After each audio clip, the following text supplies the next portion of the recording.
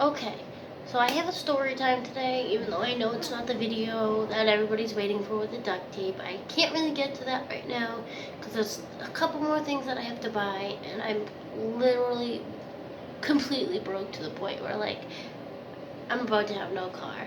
Again, PayPal down below. Sorry for the noise from the heater. Yes, I'm in the bathroom again. It's pretty much the only place I can go at the moment. My camera stand might fall, and if it does, I'm sorry. It's kind of held up by the duct tape I bought because it's very broken and I can't afford a new one, and this one was only $5, so that's what we get for now. Sorry that I just got out of the shower and just was like, fuck it, I'll film now. Don't really care at the moment. If my towel falls, you can't really see anything anyway. Not that there's like a ton to see in it, not that anybody wants to see it. Anyway, background story before I get into the full story. Background information before I get into the story. There we go. Words. Words are not my best suit. I'm a little sick right now, so I'm sorry about my voice. But anyway, so this happened probably around the time that I was 13, and I have these two friends that will be in the story. I'm not going to use their names. And we were at my dad's house. They slept over one night, and let me see, this is the second time I'm trying to film this, by the way, because every time my phone falls now, it just shuts off and starts restarting because it's some safety factor or whatever, because it's broken. And because of an interruption I got, and it fell down. So here I am trying again. Take 2. Okay. So when I was younger, I used to sneak out of my house a lot. Sorry, Mom, if you ever see this, or if my sisters see this and tell you. I used to sneak out of the house a lot, really late at night, like 12 o'clock, 1 o'clock in the morning, very late. Not because I was going to do bad things, not that I was doing whatever. I couldn't sleep, and I was restless, and I wanted to go for a walk. Literally it. So, I'd sneak out, go do that, and eventually come back. Well, I was so used to doing this. When I had a sleepover with my friends at my dad's apartment, he had a basement apartment, so like the windows were right at the ground level. If you were coming out of the window, you'd just be crawling out onto the ground. Perfect for sneaking out.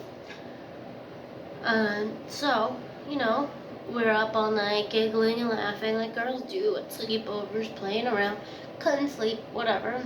And we had some money. So we were like, alright, let's sneak out in front of my dad's apartment, like across the street. It was a gas station, Cumberland Farms. Whoever's familiar with Cumberland Farms, probably just New England people. I'm not really sure. We were like, alright, it's a 24/7 place. It was like probably midnight, whatever. Let's go get some snacks.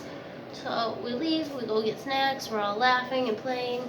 Well, during the day at this Cumberland Farms, there's this homeless man that would hang out there. He would hang out there all night long. He had this like abandoned car behind it that he'd sleep in, and he would get drunk and high on whatever substance of choice he had.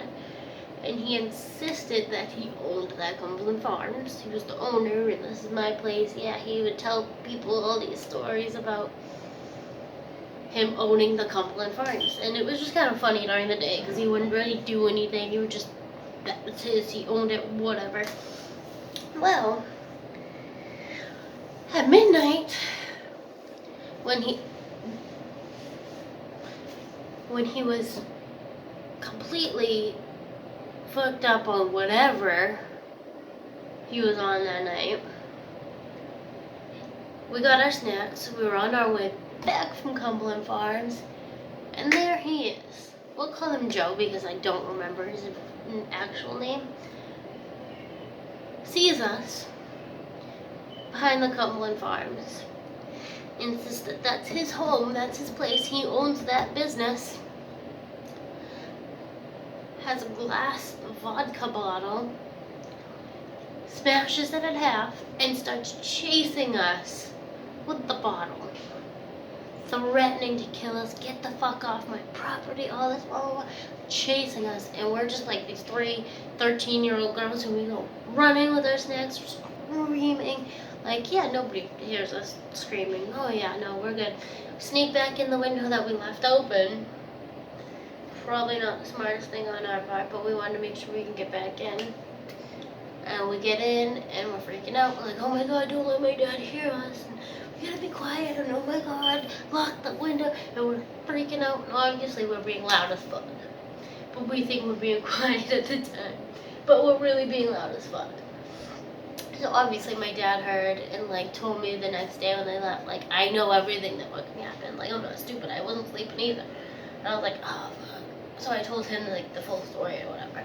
But like, if we weren't so fast and he was faster, or like we were closer to him when he first started chasing us, he could have fucking stabbed us with that bottle. He would have had us. Like, he was on the lawn right up to the window with us. Like, if we didn't get in when we got in, he would have, one of us would be in the hospital at least, at the very least.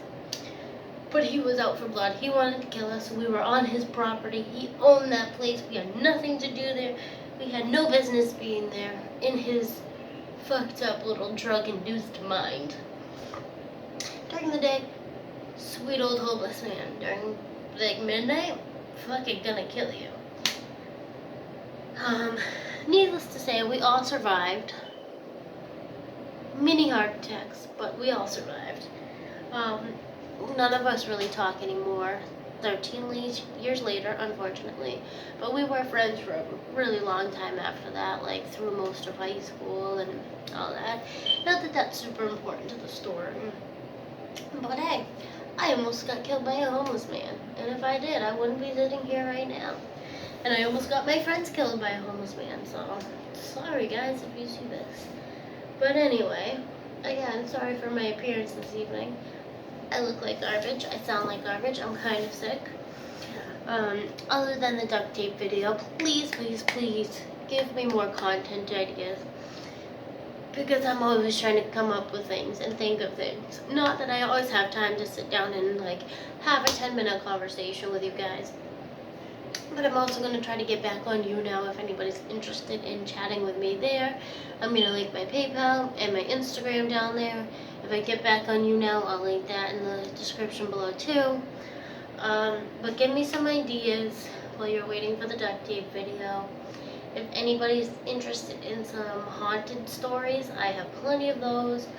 I don't think my house is haunted or my apartments are ever haunted. I think it comes down to me being fucking haunted. And it's not by anything bad, but I do have, like, if anybody's interested, I have a ghost. Not even like a ghost story, but like a ghost that's with me now to this day from when my mom was a baby. And I have, oh my god, I have stories. I've had somebody catch one when I was live streaming one time.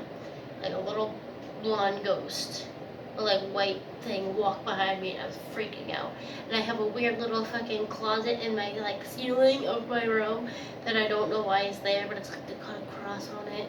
Been there since we moved in. I haven't been in there.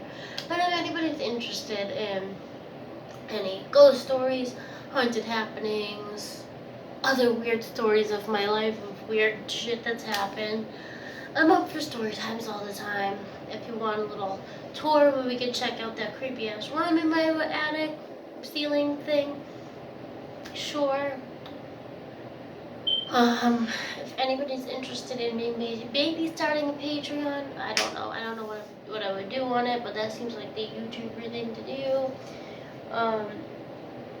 Yeah, anyway, thank you for listening to my story time. I hope at least some of you sat through it, watched it all, and I will be in the comments talking to you all, because as it is, I get maybe 5 comments, but I do love talking to you all.